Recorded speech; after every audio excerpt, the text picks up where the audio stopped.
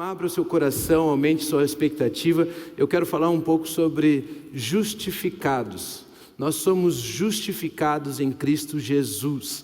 Eu quero ver se eu consigo, com alguns versículos ali de Romanos, iluminar o nosso entendimento. Pedimos para que o Espírito Santo use essa palavra para iluminar o nosso entendimento, para a gente entender um pouco mais do que significa sermos justos em Cristo Jesus. Amém?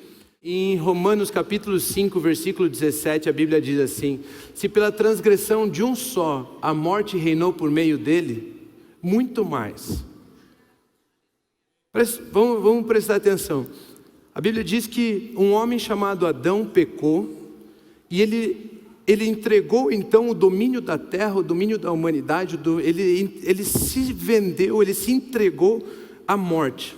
E a morte começou a reinar sobre o homem então. Tudo isso que você vê, que é destruição, que é morte, que é roubo, que é violência, tudo isso que você vê, as notícias hoje só falam daquilo que a morte é capaz de fazer. Vocês entendem? Toda a destruição que você pode imaginar que existe é porque a morte tem dominado pessoas e tentado reinar sobre elas. Vocês conseguem imaginar o quanto de coisa isso significa? O quanto que a morte teve habilidade de fazer contra a humanidade? Vocês conseguem imaginar isso?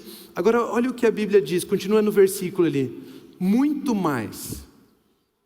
Imagine toda a destruição que você já viu na sua vida, que é causada pela morte. Agora, muito mais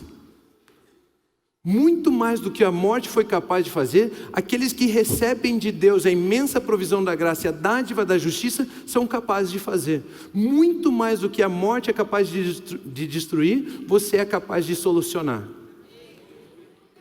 Muito mais do que a habilidade que a morte tem para destruir, roubar e matar, você tem para trazer solução, saúde e vida.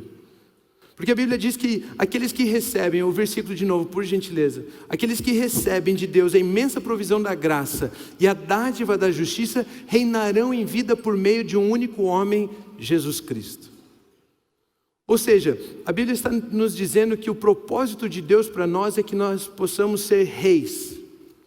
E ela diz que Deus nos deu, através de Jesus Cristo, 2 presentes. Eu quero falar um pouco sobre um desses presentes. Ela nos deu 2 presentes que nós não precisamos conquistar, é um presente. Se você receber esses 2 presentes, tudo aquilo que a morte tinha capacidade de fazer contra você não tem mais. E não só isso, ela não só pode tocar a sua vida, como ela também não pode, você pode destruir aquilo que ela faz. Você é um rei que destrói a destruição da morte. Ou seja, você faz com que os planos da morte sejam frustrados. Se alguém aparece no seu caminho triste, você é a pessoa que, quando ela sai da sua presença, ela sai feliz, alegre. Se alguém aparece no seu caminho doente, você é a pessoa que, quando ela sai de perto de você, ela sai curada, transformada. Muito mais, existe em nós um poder muito maior através daquilo que Jesus Cristo fez por nós, quando nós recebemos esses 2 presentes. Quais são eles? Graça e a dádiva da justiça. Nós recebemos a abundância da graça e a dádiva da justiça. Nós recebemos esses 2 presentes, e quando nós temos esses 2 presentes, nós reinamos em vida. Você não foi feito para ser vítima. Você não foi feito para ser influenciado. Você foi feito para ser um vencedor. Você foi feito para influenciar. Você foi feito para inspirar. Você foi feito para governar e não ser governado. Existe uma habilidade em você sobrenatural, vinda de Deus, muito, mas muito superior àquilo que a morte tem feito para destruir a humanidade. Nós somos a solução do mundo. Eu quero falar então sobre um desses presentes, não vou falar dos 2, eu quero falar sobre a dádiva da justiça, o dom, o presente que Deus nos deu da justiça. Para a gente entender justiça melhor, eu quero contar uma história, quero ver se eu consigo ser bem rápido. Nós ainda vamos orar hoje pelos enfermos, nós vamos orar ainda hoje por vocês que quiserem uma oração, então eu quero ser um pouco rápido. A história é o seguinte: imagine vocês um menino de 18 anos, acabou de pegar a sua habilitação, sua carteira de habilitação para poder dirigir um carro nas mãos. Imagine a alegria desse menino. né? Sonhou ali, ele fez 17, não queria nem ter feito 17, queria pular do 16 para o 18. Né? Ele queria para poder dirigir. De repente ele pega a habilitação na mão, ele pega o carro que ele ganhou do pai dele, vocês podem dizer lambano, né? Ele pega o carro que ele ganhou do pai dele, ele sai para comemorar com os amigos. Só que comemorando ele bebe um pouco demais.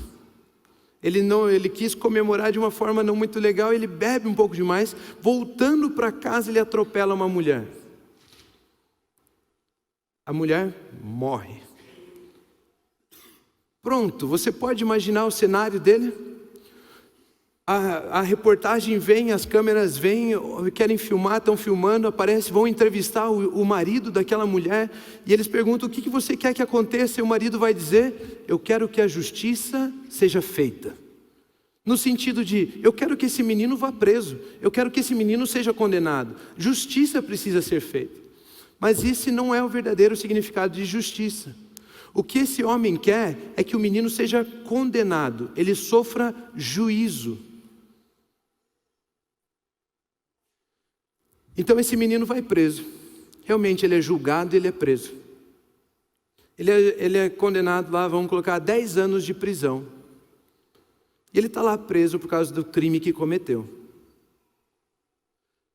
9 anos, 364 dias, 23 horas e 59 minutos, ele ainda está debaixo de juízo, de condenação. Virou o relógio, deu 10 anos de prisão, deu 10 anos que ele tinha que cumprir a pena, deu 10 anos que ele tinha que cumprir a condenação. Ele se torna agora uma pessoa livre. Aquilo que ele devia, aquilo que ele tinha que pagar, ele pagou.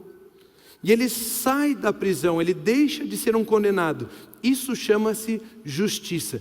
Ele volta a ter um estado, um nome sobre ele como uma pessoa justa. Ele não pode mais ser condenado pelo crime que cometeu. Vocês entendem essa história? Esse menino ele já pagou o que ele devia para a sociedade. A sociedade disse: você tem que pagar durante 10 anos preso. Ele pagou durante 10 anos preso. Quando ele sai da cadeia, ele é justo. Ninguém pode pôr ele na cadeia de novo por aquele crime que ele cometeu. Não é verdade? A não ser que ele cometa outro, ele jamais vai pagar de novo, jamais vai ter que ir preso de novo. Ele foi livre, não existe mais condenação, ele se tornou uma pessoa justa, ele deixou a condenação e agora ele é perfeito para estar livre na sociedade novamente. Ele foi justificado. Aqui a justiça aconteceu na vida dele. Justiça não foi quando o homem pediu para que ele fosse preso, isso era juízo. Justiça é quando ele pagou o que ele devia e agora ele é livre novamente. Vocês entendem isso? Diga amém. Isso seria uma ótima notícia para aquele garoto, não seria? Quando os guardas, eu não sei direito como que é quando eles vão soltar alguém, mas quando os guardas lá, as pessoas fossem buscar ele na cela e falassem assim: ei, você agora é livre. Você já pensou quando ele escutasse essa mensagem? Você é livre. Isso seria uma ótima notícia. E o que nós pregamos chama-se Evangelho, as boas novas de Deus. É essa mensagem que nós temos para pregar, as boas novas de Deus. Evangelho significa boas novas.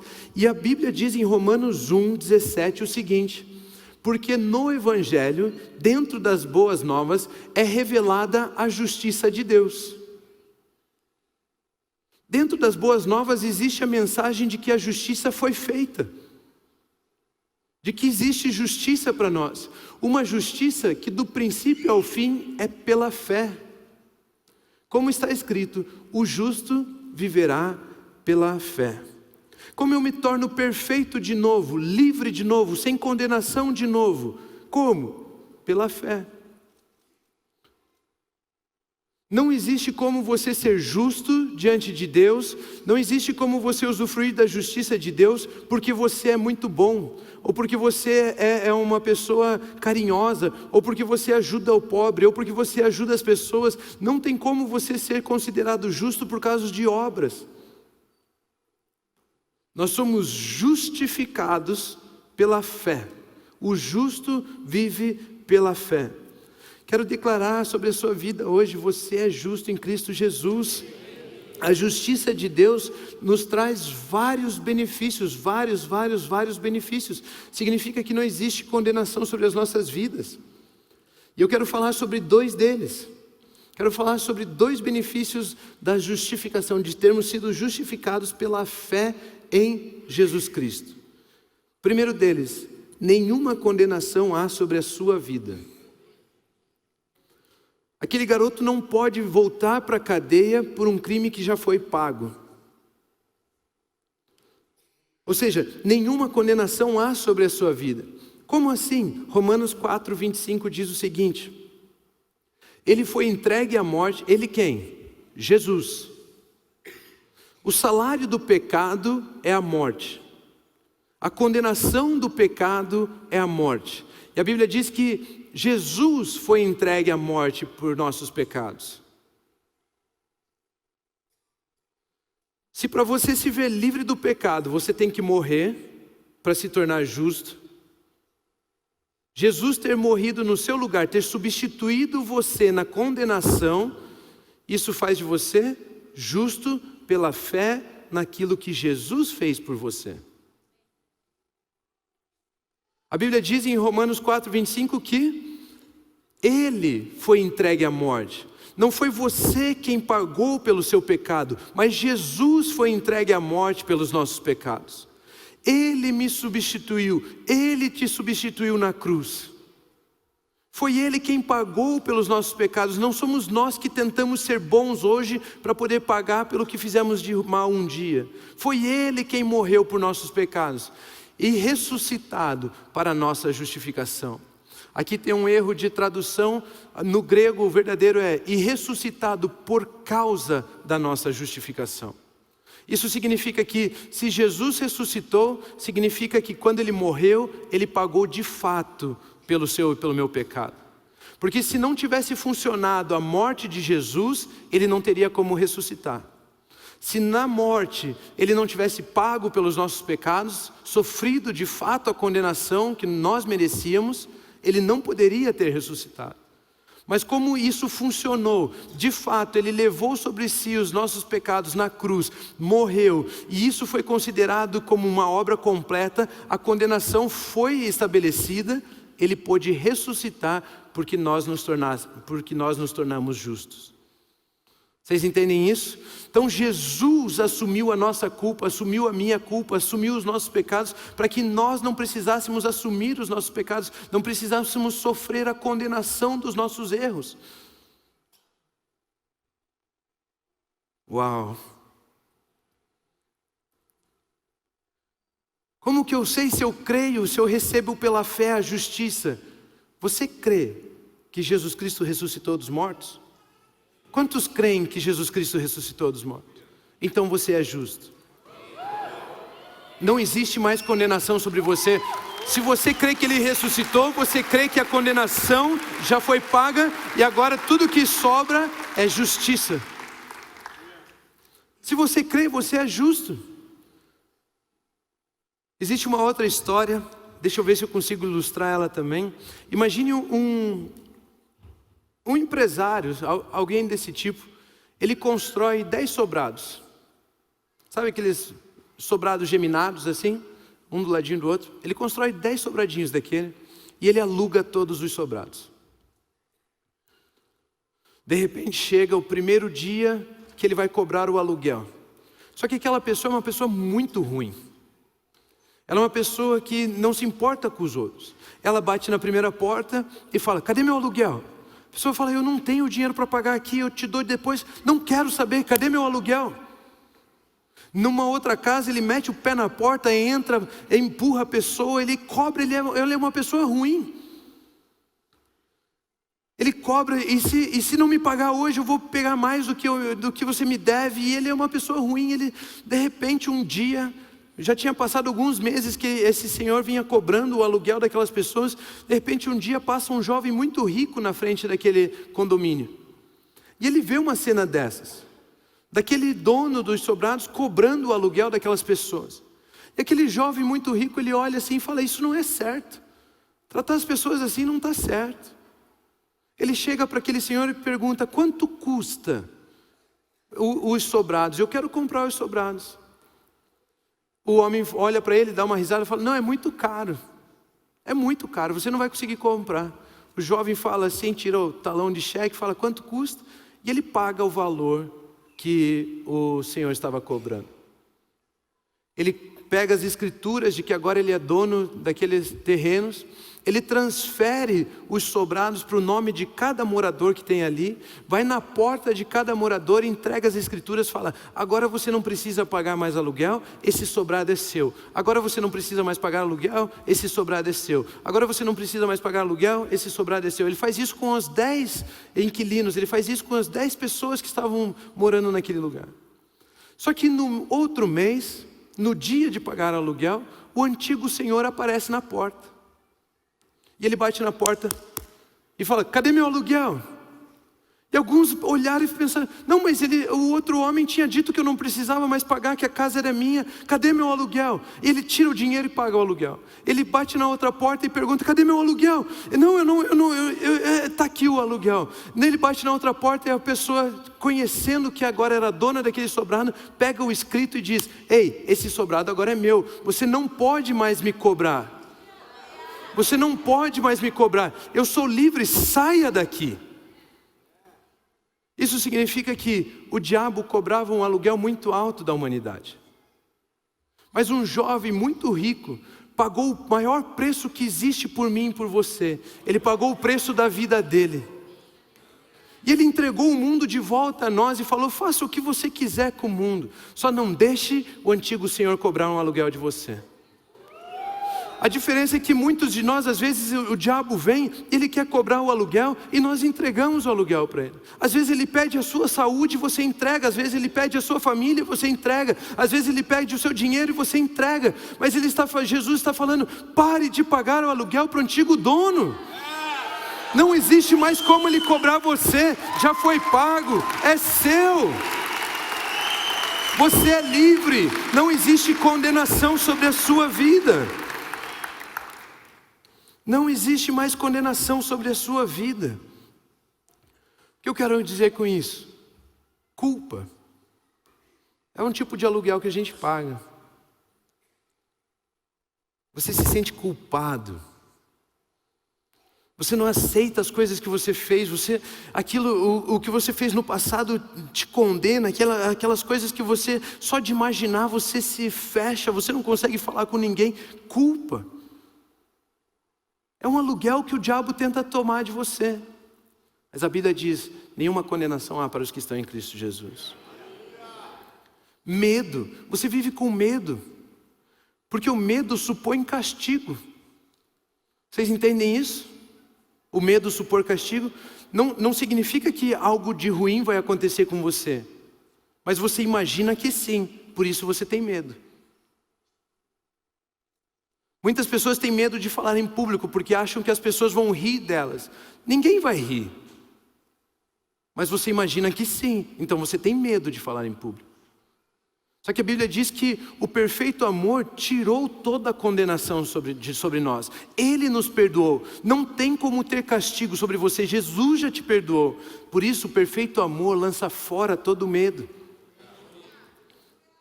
Não tem por que você ter medo.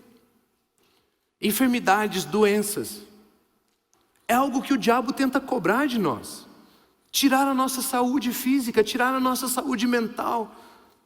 É algo que ele tenta levar de nós. Mas a Bíblia diz que por você ser justo, ser filho, o Espírito que ressuscitou a Jesus Cristo dentre os mortos, hoje habita em você e dá vida a seu corpo mortal.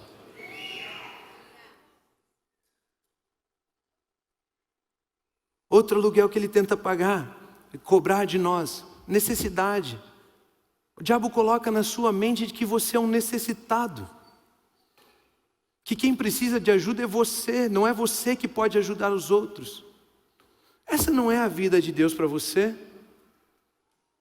A vida de Deus, que Deus tem para você é que você é um rei. Você é a solução, você não é o problema. Você não é um necessitado. A Bíblia diz que Ele se fez pobre para que você se tornasse rico. Você não é um necessitado, você é um generoso.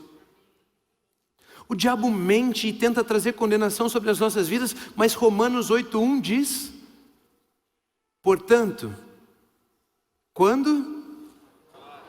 Agora, já. Agora, já. Não um dia quando nós terminarmos de pagar as nossas contas contra Deus. Um dia quando... Não. A Bíblia diz: agora, já não há condenação para os que estão em Cristo Jesus. Uau! Vocês não estão acompanhando, eu acho. Não existe condenação sobre a sua vida. Ele não pode te cobrar. Você é livre. Você é livre. Tudo aquilo que te afligia não aflige mais. Em Cristo Jesus você encontra a perfeita justiça. E é nele, nós estamos nele pela fé. Basta crer que Ele ressuscitou dos mortos. Significa que você crê que tudo aquilo que Ele fez por você funcionou, deu certo. E você é justo. E não existe condenação sobre a sua vida. Não existe mais condenação sobre a sua vida. Só que só não sofrer condenação, uma vida só sem sofrimento, não é a vida que Deus tem para você. A vida que Deus tem para você não é você ter ausência de necessidade. A vida que tem para você não é sobrevivência, não é apenas não morrer. O versículo diz assim, em João 3,16, porque Deus tanto amou o mundo, que deu o seu Filho unigênito, para que todo aquele que nele crê, não... E o Evangelho não acaba aqui, o Evangelho acaba em, mas tem a vida eterna. A vida que Deus tem para você não é apenas não perecer. A vida que Deus tem para você é uma vida eterna, uma vida abundante, uma vida de avançar, uma vida com propósito, uma vida com futuro. Essa é a vida que Deus tem para você. Então Deus tem uma vida muito melhor do que apenas não perecer. Muito melhor do que apenas torcer para dar certo. Nós vimos que o justo vive pela fé. O justo não sobrevive pela fé. E essa vida vem de um relacionamento com Deus. E o segundo benefício que a justiça nos traz chama-se paz com Deus. Você ter sido justificado faz com que não exista nenhuma condenação sobre a sua vida, mas também mostra que você tem paz com Deus. Romanos 5:1 diz o seguinte: tendo sido, pois, justificados pela fé na obra de Jesus Cristo, temos paz com Deus, por meio do nosso Senhor Jesus Cristo.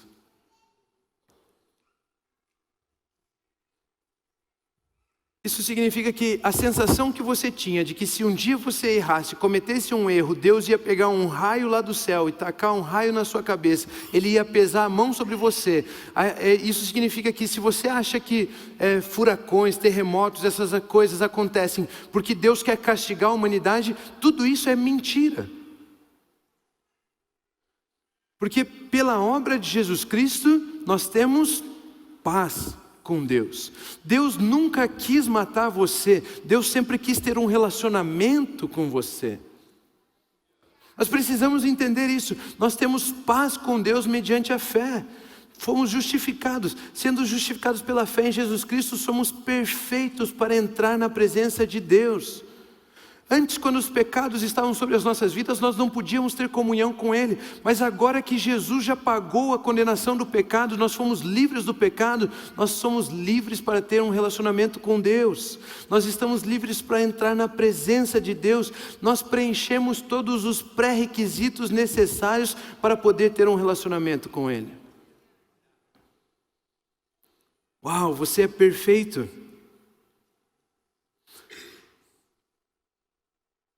Paz com Deus não significa que você apenas não vai sofrer o que deveria ter sofrido por ter pecado, mas que você pode usufruir das coisas que Ele tem. Paz com Deus não significa apenas que, ok, nós estamos em paz, então aquilo que eu ia fazer contra você eu não faço mais.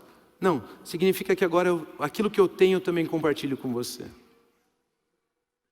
Quando dois países não estão em guerra, significa que eles compartilham de algumas coisas. Existem políticas entre eles econômicas e vários tipos de acordos entre eles, onde um usufrui de benefícios do outro. Eles têm um acordo, eles estão em paz. Paz significa que você tem um pai que te ama. Se você tem um pai que te ama, nós acessamos o princípio da herança. Tudo aquilo que é meu, pai, é seu, filho.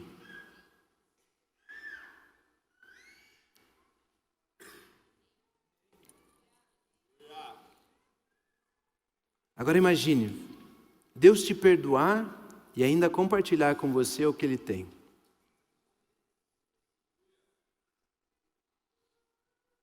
Ser justificado é poder viver uma vida ilimitada, na capacidade de Deus, usufruindo das coisas de Deus, sem Ele pedir nada em troca para você. Ele te ama, você tem paz com Ele. Ele decidiu compartilhar aquilo que Ele tem com você.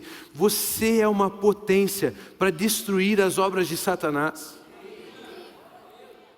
Imagine enquanto Satanás destrói, ele diz que se você recebeu a graça e a justiça, você tem paz com Deus. Se você tem paz com Deus, você pode usufruir das coisas que Deus tem. E aí você pode usufruir das coisas que Deus tem para reinar em vida, destruir as coisas que o diabo estava tentando destruir na sua vida. Você não é problema, você é solução. Deus compartilhou com você aquilo que Ele tem. Ontem eu estava falando sobre esse assunto com alguns jovens e eu disse, imagine que você é herdeiro do Bill Gates.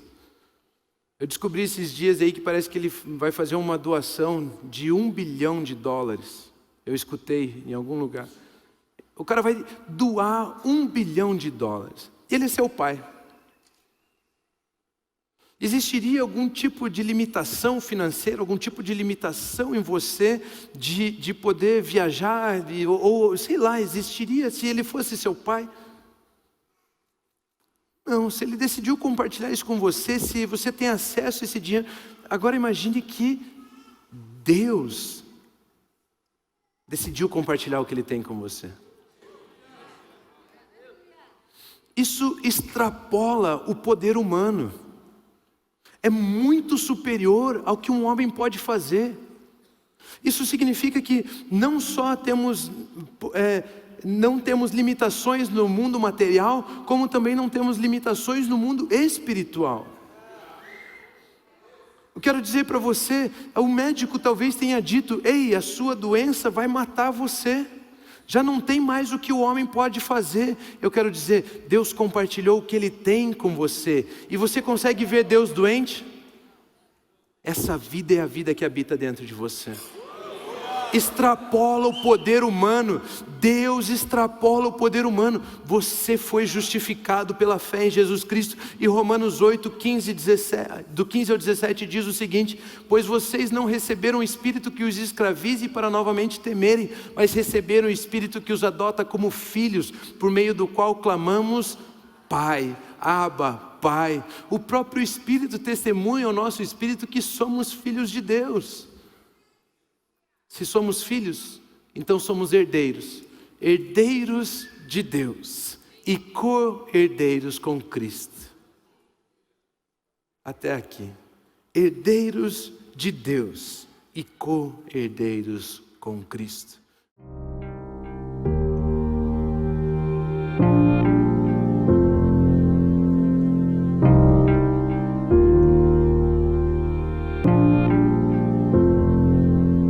Não tem nada a ver com o que temos ou com o que fazemos, tem a ver com o que somos. A mesma vida que Jesus tem, a mesmíssima, a mesma natureza, a mesma essência, a mesma vida, a vida incriada, o Zoe, a vida eterna, a mesma vida Deus colocou dentro de você. E você avança com absoluta certeza e segurança, porque você sabe quem você é. E quando você sabe quem você é, e quando você